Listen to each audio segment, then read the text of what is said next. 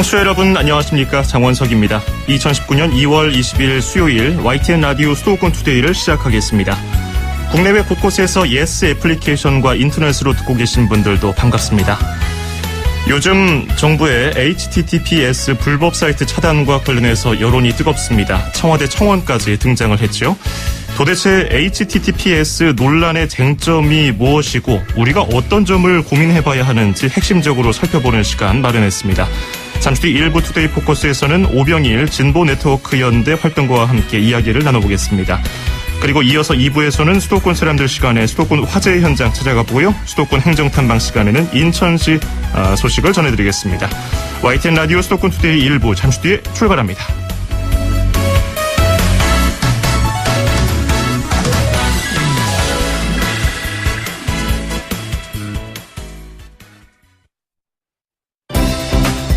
수도권과 관련된 소식은 모두 여기 YTN 라디오 수도권 투데이.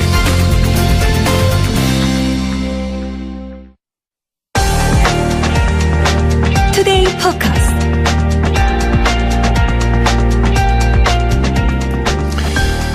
국민청원 게시판에 올라온 HTTPS 차단 정책 반대 청원에 참여한 인원 24만 명을 훌쩍 넘겼습니다. 일부에서는 음란 사이트를 막으니까 원성이 자자하다는 식으로 자극적인 보도를 하고 있는데요. 쟁점은 이게 아닙니다. 정부가 선택한 유해 사이트 차단 방식이 통신비밀보호법을 위반할 소지가 있으며 감청, 검열까지도 우려가 된다. 아니다. 개인이 어떤 사이트에 접속하는지 기술적으로 허용되는 정도는 지금의 불법 사이트들을 막으려면 감수해야 하는 부분이고 이 같은 차단 방식은 공익에 더 부합한다. 정부를 믿어야 한다. 이 점입니다. 음란 사이트를 동의하냐 안 하냐 이게 쟁점이 아니라는 거죠. 표현의 자유 침해냐 불가피한 선택이냐 정답은 없습니다. 오늘 인터뷰 들으시면서 가치 판단은 청취자 여러분이 직접 해보시길 바라겠습니다. 오늘 도움 말씀에 오병일 진보네트워크센터 활동가 스튜디오에 직접 오셨습니다. 어서 오십시오. 네, 안녕하세요. 예. 저도 이 이슈가 불거지고 나서 논문도 찾아보고 강의식으로 올라온 영상도 보고 전문가들이 쓴 칼럼 인터뷰도 찾아봤는데 몇 시간 투자했더니 이제 겨우 수박 겉핥기식으로 조금 이해가 갔어요. 예. 아주 조금이죠. 오늘 전문 용어라든지 전체적인 시스템까지 전부 설명을 들으려면은 시간적으로 좀 불가능하니까 핵심 키워드와 쟁점에 대한 이야기를 중심으로 나눠보도록 하겠습니다. 제가 인터뷰 전에 좀 부탁을 드릴 점은 이제 막 코딩을 배우는 초등학생도 좀 알아들을 수 있도록 네. 최대한 쉽게 설명을 부탁드리겠습니다. 예, 노력해보겠습니다. 예, 고맙습니다. 예전에는 HTTP밖에 없었어요. 근데 요즘에는 네이버나 다음 같은 포털 사이트를 포함해서 대부분 사이트 주소 앞에 HTTPS가 붙는데 이게 뭔지부터 설명을 해 주실까요? HTTP라는 거는 일종의 규약이거든요. 그러니까 약속이에요. 예. 그래서 우리가 이용자가 어떤 사이트에 접근을 할 때 내가 그 웹이라는 이 규약을 통해서 접근을 하겠다라는 겁니다. 그래서 우리가 사이트에 이름을 치지 않습니까? 예를 들면 네이버라면 네이버.com이라는 이름을 치는데 사실은 그 앞에 HTTP라는 프로토콜을 이용을 한다라는 의미에서 예전에는 HTTP하고 네이버.com 이렇게 이제 치고 들어가는 거죠. 예. 그런데 이런 일반적인 소통은 그러니까 암호화가 되어 있지 않기 때문에 중간에 누군가가 가로챌 수가 있습니다. 예. 예를 들어서 악의적인 해커나 범죄자가 가로챌 수도 있고요. 혹은 기업이 어떤 이용자들의 개인정보를 몰래 수집하기 위해서 가로챌 수도 있고 혹은 정부가 그러니까 국민들을 감시하기 위해서 가로챌 수도 있거든요. 예. 이러한 어떤 취약점 때문에 HTTPS, S는 이제 시큐리티죠. 그러니까 보안을 강화한. 그래서 이용자와 그 서버 간의 그 통신을 암호화한 새로운 규약이 나타나게 된 거죠. 예. 또 최근에는 대부분의 이제 주요 인터넷 사이트들이 이런 HTTPS를 쓰기 시작했습니다. 예. 그래서 우리가 그냥 주요 포털 사이트의 도메인 네임만 쳐도 자동으로 앞에 HTTPS가 붙는 것을 보실 수 있을 텐데요. 그래서 그 이용자가 서버와 통신할 때 이용자들은 잘 모르지만 사실은 암호화된 형태로 전송이 되는 것입니다. 그렇군요. 기존의 HTTP는 우리가 컴퓨터에서 특정 사이트를 입력을 하면 이제 가정마다 가입되어 있는 통신사를 거쳐서 그 해당 사이트 정보가 저장되어 있는 서버의 데이터를 그렇죠. 이제 전송받게 되는 그런 형식이었는데 S가 빠져버린 HTTP는 중간에 누군가 개입할 수 있어서 만약에 청와대 홈페이지를 사용자가 입력을 했는데 해커가 개입해서 뭐 이상한 사이트로 그렇죠. 넘어가게 한다든지 예. 그래서 정부가 이런 중간에 개입할 수 있는 방식을 이용해서 뭐 해커들은 뭐 다른 뭐 불법 사이트로 연결하도록 한다지만은 정부는 불법 사이트를 파란 창에다가 워닝, 뭐 예, 불법 예. 유해 정보 사이트 페이지를 뜨도록 했잖아요. 예. 뭐 방통위 로고도 뜨고 경찰청 로고도 뜨고 이제 이거를 뭐 선의의 방식으로 쓴 뭐 중간 개입 형태라고 볼 수 있는데, 근데 그 불순한 세력이 투입될 수 있어서 요즘에 아까 설명해 주신 뭐 포털 사이트들도 그렇고 다 HTTPS 보안이 들어간 암호화를 이용하는 그 방식을 사용하는 겁니다. 그러면 그 누구도 중간에서 이 HTTPS를 사용하면은 뭐 탈취하거나 정보를 바꾼다거나 조작할 수가 없는 건가요? 예, 그렇게 하기 힘든 게죠. 아하. 그러면 그 당연히 뭐 대형 포털 사이트나 뭐 일반 사이트는 해커의 개입을 하지 않도록 S가 들어간 HTTPS를 채용하게 될 텐데, 근데 문제는 이런 보안 시스템을 불법 사이트들도 쓰다 보니까 예. 정부의 차단으로부터 비켜나갔다는 게 문제 아니겠습니까? 예, 과거에는 일반적인 그 사이트 주소를 치면은 네. 중간에 이제 통신사가 그 불법 사이트 목록과 대조를 해서 차단하는 방식을 취했습니다. 예. 그런데 HTTPS 같은 경우는 암호화가 되다 보니까 이런 차단 방식이 통하지 않게 된 거거든요. 예. 그래서 이용자들이 똑같은 사이트라도 HTTPS로 접근을 하면은 접근이 되는 그러한 상황이 된 거죠. 예. 그렇기 때문에 이번에 정부가 HTTPS로 접근하더라도 차단할 수 있도록 새로운 어떤 기술을 개발을 해서 도입을 하게 된 겁니다. 그렇죠. 최초의 HTTPS의 도입 목적은 뭐 금융 서비스라든지 개인 정보가 유출되지 않도록 뭐 탈취되지 않도록 그런 걸 막으려고 보안 기술이 들어간 건데 이것들을 불법 사이트가 쓰니까 문제가 됐고, 그걸 막으려니까 이제 정부가 좀 강한 방식을 쓴 건데, 뭐 SNI 필드 뭐 이런 설명도 있어요. 근데 어쨌든 정부가 이번에 쓴 방식이 정부 목적대로 뭐 불법 도박, 음란물, 불법 정보 사이트 접속을 원천 차단할 수 있습니까? 그렇지는 않고요. 예. HTTPS 방식을 쓰더라도 네. 여전히 우회할 수 있는 방법은 있습니다. 아하. 하지만 뭐 전혀 실효성이 없다 이렇게 보기는 힘들겠죠. 왜냐하면 예. 이 대다수 인터넷 이용자들이 모두가 다 기술을 잘 아는 건 아니기 때문에 일부 이용자들은 우회를 할 수 있더라도 또 많은 또 이용자들은 이제 정부 의도대로 이제 접근을 할 수 없게 되겠죠. 그렇군요. 근데 정부 취지대로 불법 음란 사이트, 불법 도박 사이트를 막는데 뭐 반대할 분은 안 계실 거예요. 이 점에는 뭐 이견이 없을 것 같은데, 근데 일부 전문가들 사이에서는 정부 의지와는 별개로 감청 가능성이 있다라고 지적을 하는데, 이 부분은 어떻게 해석을 해야 될까요? 그 HTTPS는 아까 말씀드린 대로 사실 보안 통신이지 않습니까? 예. 그런데 이 규약에 일종의 허점이 있었던 겁니다. 아하. 그래서 이제 보안 통신을 시작하기 전에 이용자와 서버가 처음에 보안 통신을 시작하겠다라는 메시지를 주고받을 때 그 메시지 자체는 보안이 되지 않는 상태로 전달이 되는 거죠. 예. 이번에는 이제 그 허점을 이용을 해서 차단을 하게 된 건데요. 이제 문제는 이러한 보안 허점을 정부가 이용해서 어떤 특정 목적을 위한 정책 수행에 이제 활용을 해도 되는 것이냐, 예. 이런 이제 문제가 제기되고 있는 겁니다. 아하. 즉 보안이라는 이용자들의 인터넷 보안은 인터넷의 신뢰성이 아주 중요하거든요. 예. 그런데 이렇게 정부가 보안 허를 이용한 정책을 편달하면 향후에 내가 안전한 어떤 인터넷 사용이 힘들어지겠구나. 향후에 다른 보안 기술 역시 정부가 어떤 목적이 있다면 언제든지 이거를 침해할 수 있겠구나. 이런 메시지를 던져줄 수 있다라는 거죠. 예. 사실 저는 이것이 이런 인터넷 프로토콜, 그러니까 인터넷 규약은 전 세계 인터넷 어떤 개발자들이 자율적으로 이제 개발을 해서 표준화하는 방식인데요. 정부가 이런 HTTPS에 보안 취약점을 이용했다라는 것이 알려지면 예. 사실 좀 전 세계적인 웃음거리가 될 수도 있다. 이렇게 좀 우려를 합니다. 예. 다만 이제 감청이라는 거는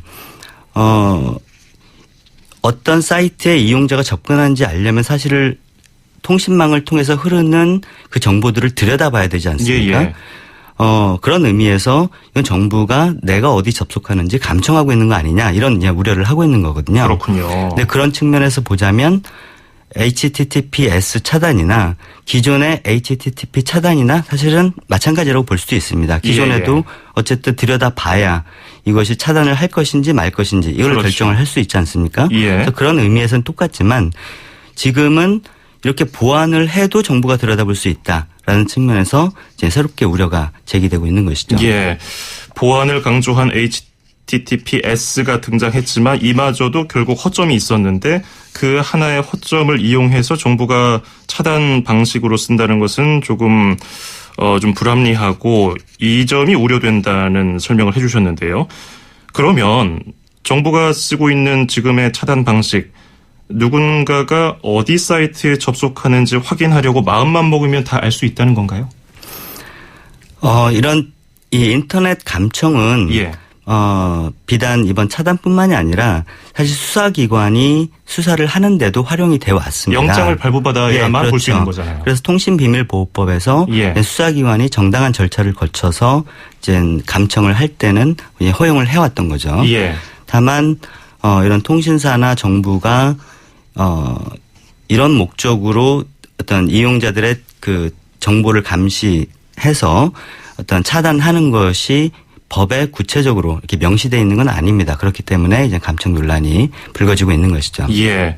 그러면 어쨌든 만약에 불순한 목적으로 할 수 있는 길은 열린 건가요? 뭐 어떤 감청, 물론 뭐 영장을 발부받아서 수사기관에서 수사 목적으로 하는 것과는 차이가 있겠습니다만. 예. 그러니까 물론 저도 지금 정부가 암호화된 그러니까 이 HTTPS 같은 경우도 예. 이제 어떤 사이트로 가는지 파악해서 차단만 할 뿐이지 그 이후 통신은 이제 암호화되게 되거든요. 예. 그렇기 때문에 정부가 지금 모든 걸 감청하고 있다 이렇게 보지는 않습니다. 예. 근데 문제는 이용자들이 이제 감청 논란뿐만이 아니라 이게 검열 아니냐라고 이제 우려를 하고 있거든요. 그렇죠. 그러니까 정부는 명백한 어떤 불법 사이트만 차단을 한다 이렇게 얘기를 하지만 문제는 이런 차단 대상을 방송통신심의위원회라는 곳에서 결정을 하고 있는데요. 예. 여기가 일종의 행정기구라고 볼 수가 있습니다. 예. 그런데 여기서 심의하는 대상이 단순히 불법 사이트가 아니라는 점에 문제가 있고요. 그래서 예. 불법이 아닌 인터넷상의 모든 콘텐츠에 대해서 예를 들면 뭐 미풍양속에 어긋난다든가 예. 뭐 이런 이유로 심의를 해서 이제 문제가 된 사례들이 많이 있습니다. 과거에. 예. 그래서 그리고 또 하나는 불법이라고 할 때 사실 궁극적인 불법성 여부 판단은 법원에서 내려지는 거거든요. 예. 근데 행정기구가 불법이라고 판단을 했을 때 과연 그것이 적절한 판단이었냐라는 이제 논란이 될 수 있겠죠. 그래서 예. 과거에도 이런 이 정부는 이제 불법이라고 주장을 하지만 과연 진짜 이것이 불법이냐라는 논란이 불거진 사례가 있는데요. 가장 최근 사례만 하더라도 어떤 해외 저널리스트가 노스코리아 테크라는 예. 그런 북한의 정보통신 기술 현황에 대해서 어떤 정보를 올려놓는 그 사이트를 만들었는데 여기에 대해서 국가보안법 위반이다라고 하면서 차단을 했었거든요. 예. 그래서 이러한 것들은 정부가 불법이라고 해가지고 항상 이제는 불법인 것은 아니다. 그래서 현재 행정기관이 자의적으로 불법 여부를 판단해서 차단을 한다면 정부의 어떤 정치적인 목적에 따라서 광범위하게 국민들의 표현의 자유 혹은 접근권을 제한할 수 있는 거 아니냐 이런 예. 이제 우려들이 나오고 있는 거죠. 지금 이번에 차단할 때도 방송통신심의위원회에서 사이트 목록을 통신사들에게 갖다 주고 이것을 막아주십시오 이렇게 얘기한 거 아닙니까? 네, 맞습니다. 그러면 그 방심위는 지금 설명해 주신 대로라면은 행정기관이라고 해주셨는데 정부는 다른 입장이거든요. 방심위는 민간단체이기 때문에 이런 뭐 정부의 입김에서 자유로울 수 있는 독립기구다 이렇게 설명을 하는데 이 부분에 대해서 어떻게 보세요? 그러니까 정부는 방송통신심의위원회가 계속 이제 민간기구라고 주장을 해왔는데요. 예, 예. 이미 방심위의 방심위는 그 행정기구고, 예. 그래서 방심위의 어떤 결정은 행정처분이다라는 법원의 판단도 나와 있습니다. 예. 그럼 방심위에서 불법 사이트라고 규정하는 기준이 항상 같고 그리고 뭐 누구나 좀 타당하다고 볼 만한 그런 결과를 내놓으면은 이런 논란이 생기지 않을 텐데요. 지금까지는 그 규정하는 기준이 계속 좀 달랐다고 보시는 건가요? 기준 자체가 달랐다기보다는 예.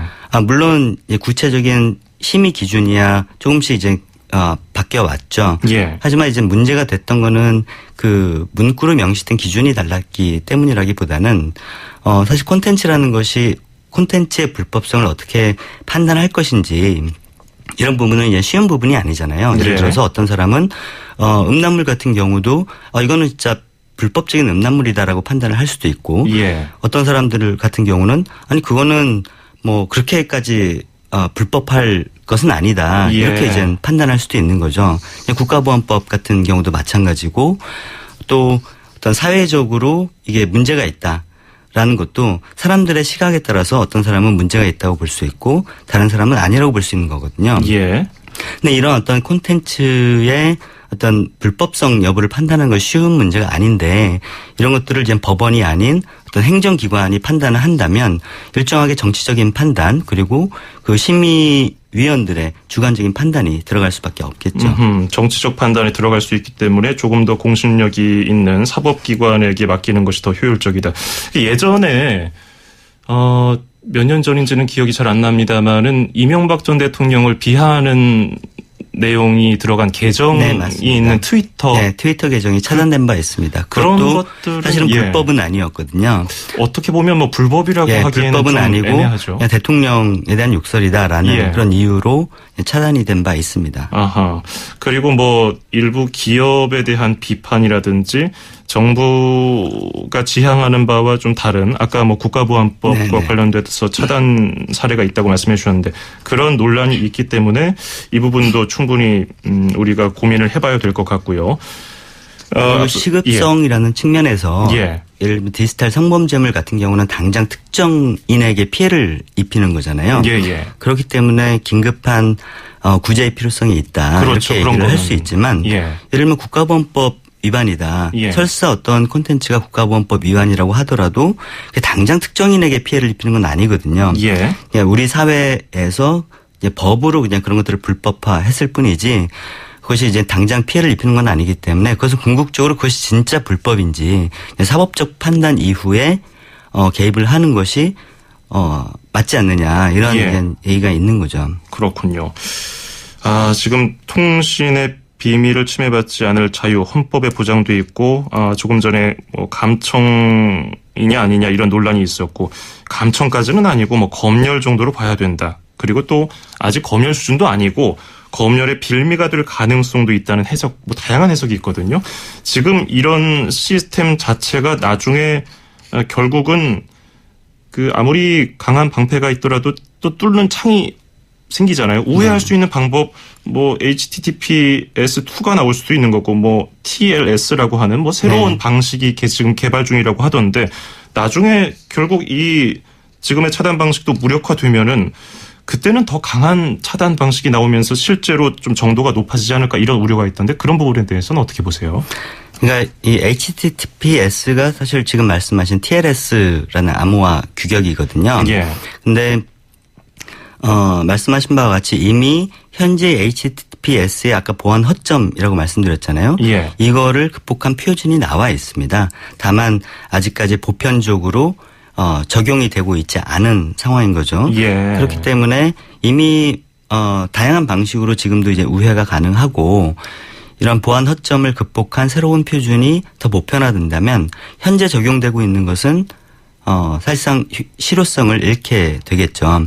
물론 이제 그때 정부가 어떠한 또 차단 기술을 내놓을지는 지켜봐야 될 것 같습니다. 그렇겠군요. 네, 실제로 그 수사기관에서 검찰에서 수사 목적으로 뭐 영장을 발부받아서 그 통신사에다가 정보를 요구를 하고 통신사가 제공하는 그런 수준에서 정보를 들여다보는 것도 좀 과하다는 지난해 8월에 헌법재판소 네, 헌법 불합치 의견도 있었거든요. 네. 그거는 어느 정도 수준이길래 이렇게 헌법재판소에서 이런 의견을 냈을까요?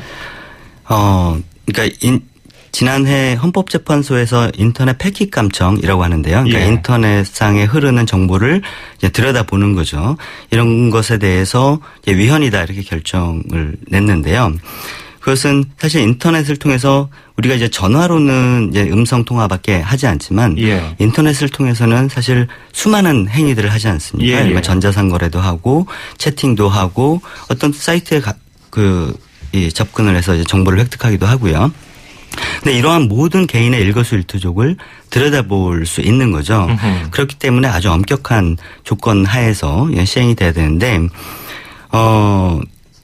현재까지의 패킷 감청은 이런 이 패킷 감청을 하는 사람들의 어떤 그 남용을 막을 수 있는 적절한 안전장치가 없다. 그렇기 예. 때문에 좀 더 이런 권한 남용을 통제할 수 있는 적절한 안전장치를 만들어라라는 거거든요. 예.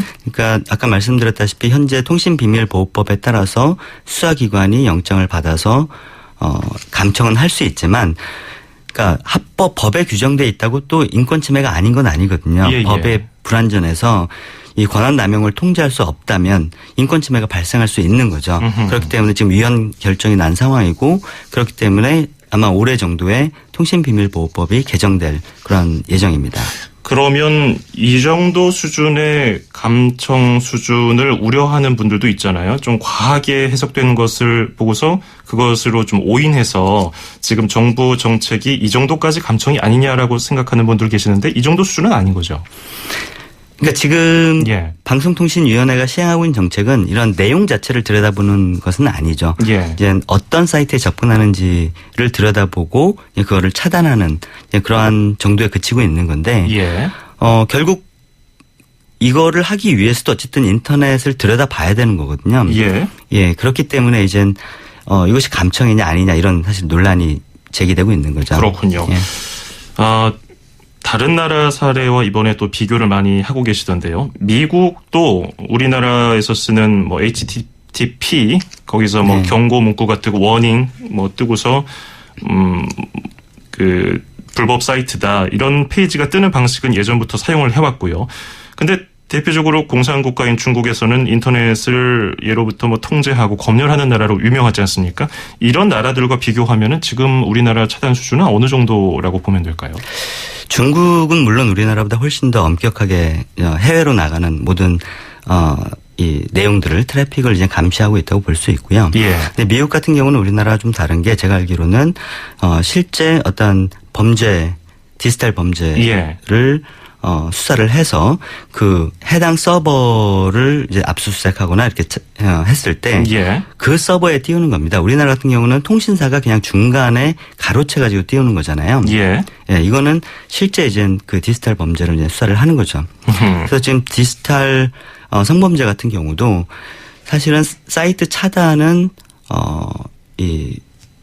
그러니까 완전한 어떤 해결책은 아니거든요. 궁극적으로는 이 디지털 성범죄물의 제작이라든가 유통 예. 자체를 하는 사람들을 수사를 해서 처벌을 해야 궁극적으로 이제 그런 유통을 막을 수 있는 거죠. 그렇지 예. 않으면 사실 도메인 네임 이름을 변경해서 또다시 유통시키거나 혹은 이제 우회를 하는 방식을 통해서 이제 접근을 하게 하거나 이런 다양한 방법이 있기 때문에 그리고 이제 아까 말씀드렸다시피 이것이 꼭 어떤 이 불법물에 대해서만 적용이 되느냐 그렇지 않고 사실 판단에 따라서 훨씬 더 폭넓게 적용될 수 있다 이런 우려를 낳을 수 있기 때문에 사실 본질적인 해결책은 아니라고 할 수가 있습니다. 예.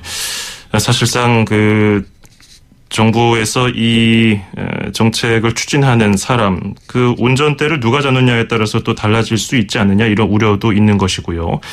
근데 어쨌든 간에 이런 숙주를 잡아야 원천적으로 이런 불법 사이트, 불법 정보를 막아서 뭐 아동 청소년들이라든지 일반인들이 피해를 보지 않는 것인데 숙주를 잡기가 어렵습니다. 외국의 서버를 두고서 외국 법에 의해서 처리를 하게 되면은 우리 법으로 어떻게 할 수 있는 도리가 없다고 지금까지 얘기를 해왔잖아요. 그럼 어떤 식으로 이런 불법 사이트를 차단할 수 있다고 대안은 어떻게 해야 된다고 보시는지요?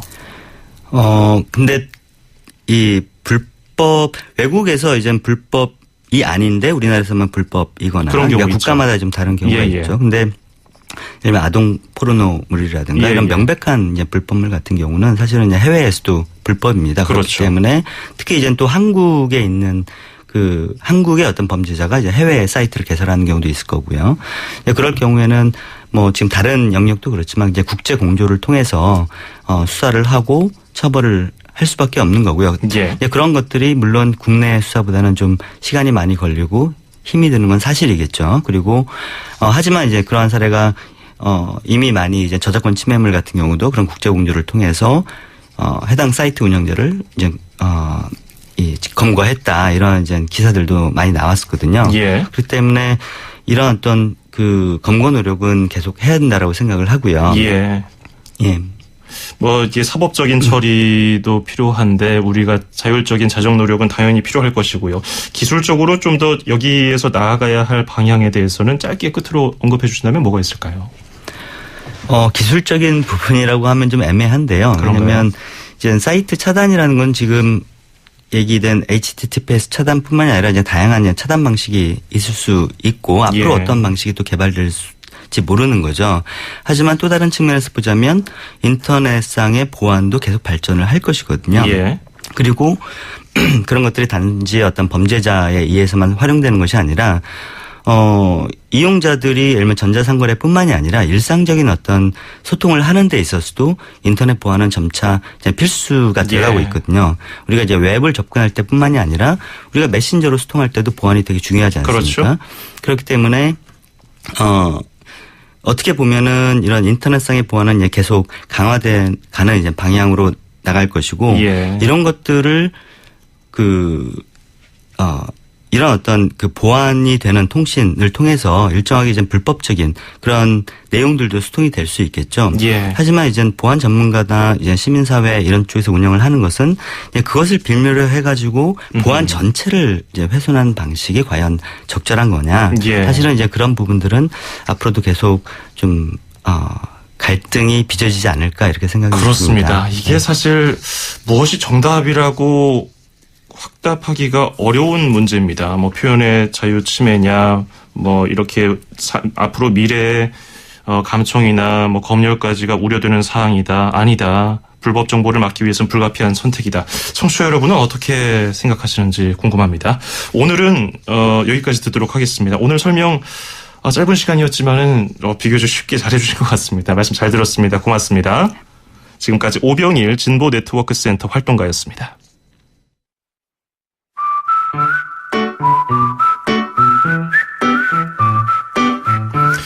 찰리 푸스 피처링 리틀 믹스의 옵스 듣고요. 잠시 후 2부에서 뵙겠습니다. My baby, you woke up in my bed. 2,500만 수도권 청취자를 위한 모든 소식이 한자리에 YTN 뉴스 FM 수도권 투데이. 수도권 투데이 듣고 계시고요. 저는 아나운서 장원석입니다. 2부 예고 정정해드리겠습니다. 수도권 행정탐방 서울시 여기는 출입처입니다. 경기 소식 전해드립니다. 1분 20초 뒤에 이어가죠. 음악과 수도권 뉴스가 한방에 수도권 전문 방송 수도권 투데이.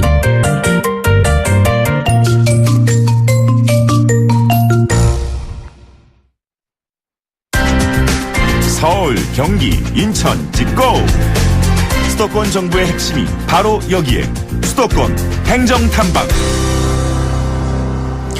네, 서울시 소식 들어보겠습니다. 김태명 서울시 관광정책과장 연결하겠습니다. 과장님 안녕하세요. 네, 안녕하십니까. 반갑습니다. 예, 서울시가 올해 달라지는 서울 관광 정책을 발표했는데요. 어떤 내용인지 들어볼까요? 네, 올해 저희들이 발표한 그 관광 정책은 크게 4대 분야로 나눌 수 있습니다.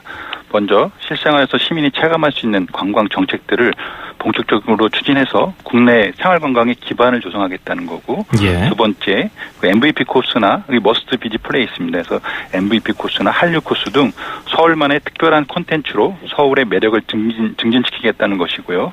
또한 중소기업이나 관광 스타트업 지원 등을 통해서 지속 성장이 가능한 관광 산업 생태계로 변화시키겠다는 거. 그리고 마지막으로 중국, 일본, 동남아, 구미주 등 지역별로 차별화된 그 전략적 마케팅을 통해 서울 관광의 경쟁력을 강화시키고자 하는 것입니다. 예, 저는 MVP라고 해가지고 굉장히 중요한 분들 모시는 줄 알았더니 꼭 찾아야 할 장소들 이런 곳들을 또 키우겠다는 얘기고요. 또 올해 처음으로 비정규직 과 특수고용 노동자 2,000명에게 여행 경비를 지원하는 서울형 여행 바우처 사업을 시행한다고 하는데 이건 어떤 내용입니까? 네, 서울시는 그 서울형 여행 바우처 사업을 통해서 비정규직이라든가 특수고용 노동자 2,000명에게 처음으로 여행 경비를 지원할 계획인데요. 결론적으로 말씀드리면 오늘 5월부터 6월 저희들 신청을 받아서 7월부터 여행을 가실 수 있도록 할 계획입니다. 예. 이는 그 휴가비가 부담스러워서 휴가를 포기하는 취약계층 분들에게 여행의 그 기회를 제공하고 한편으로는 이를 통해서 침체된 그 국내 관광시장의 활력을 불어넣고자 하려는 의도입니다. 네. 예, 관광 업계를 지원하는 사업도 있습니까? 네.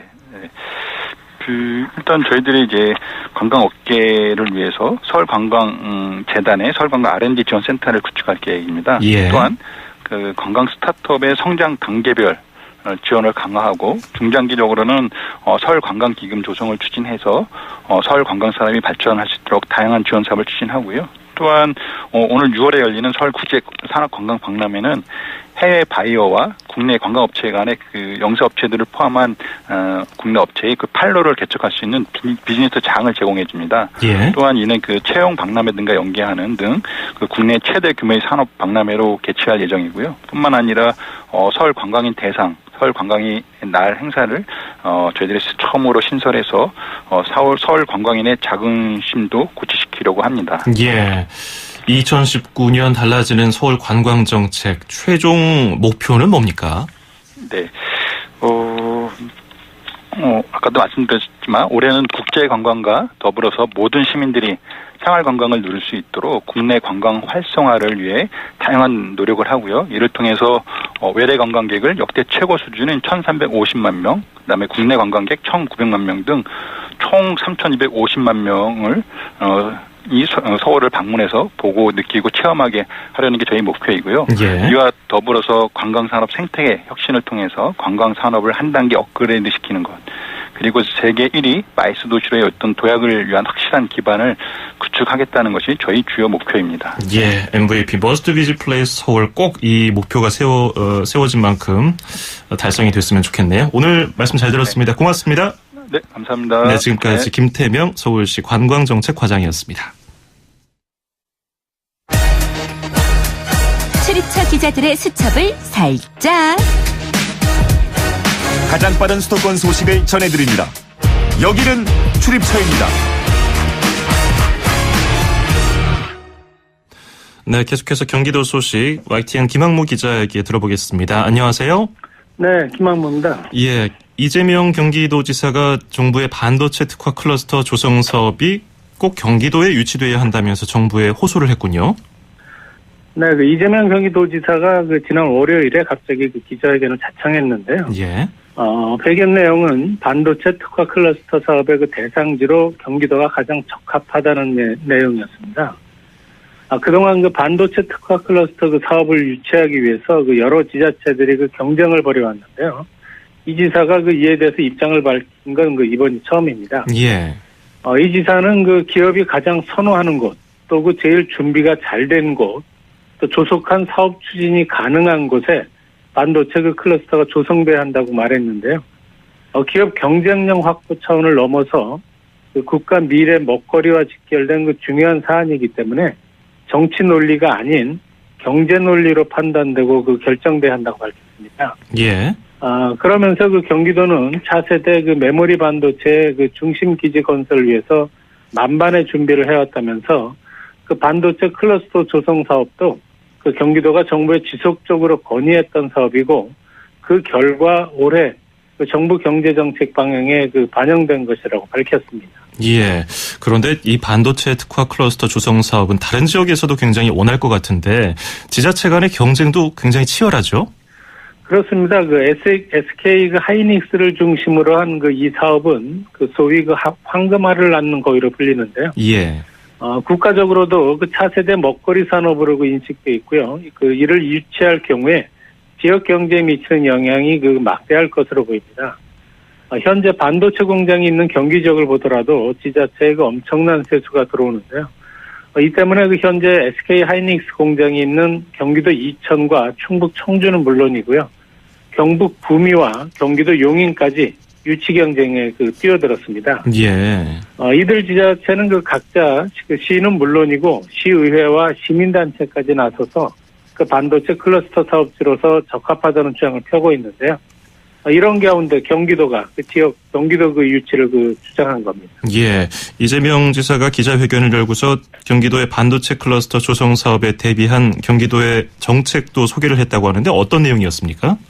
네, 이 지사는 그 경기도의 반도체 클러스터 조성 사업 관련 정책도 함께 발표했는데요. 우선 대기업과 중소기업 간에 그 상생할 수 있는 클러스터를 조성한다는 점입니다.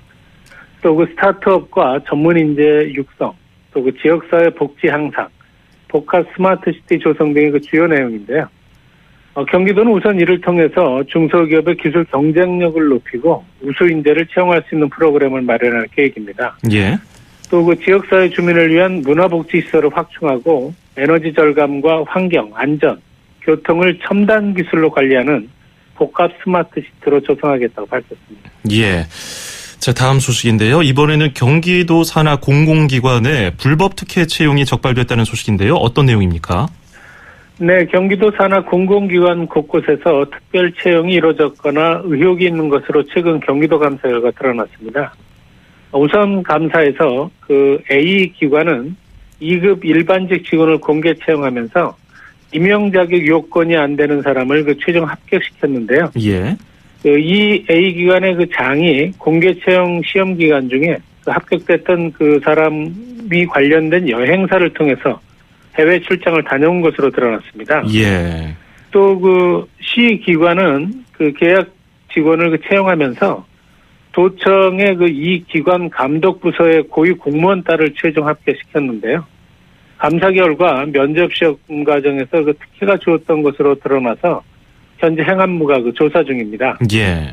이번 감사에서 모두 그 20건의 특혜 채용 의혹이 그 드러났는데요. 경기도는 이 가운데 한 건을 사법기관에 수사 의뢰하고 관련자 17명에 대해서 그 징계 등의 조치를 취하기로 했습니다. 예, 알겠습니다. 오늘 여기까지 들어오겠습니다. 고맙습니다. 네, 고맙습니다. 네, 지금까지 YTN 김항모 기자였습니다.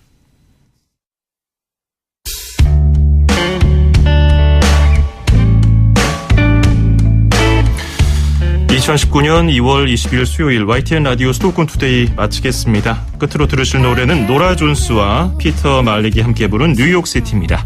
저는 내일 아침 9시 10분에 뵙겠습니다. 장원석이었습니다. 고맙습니다.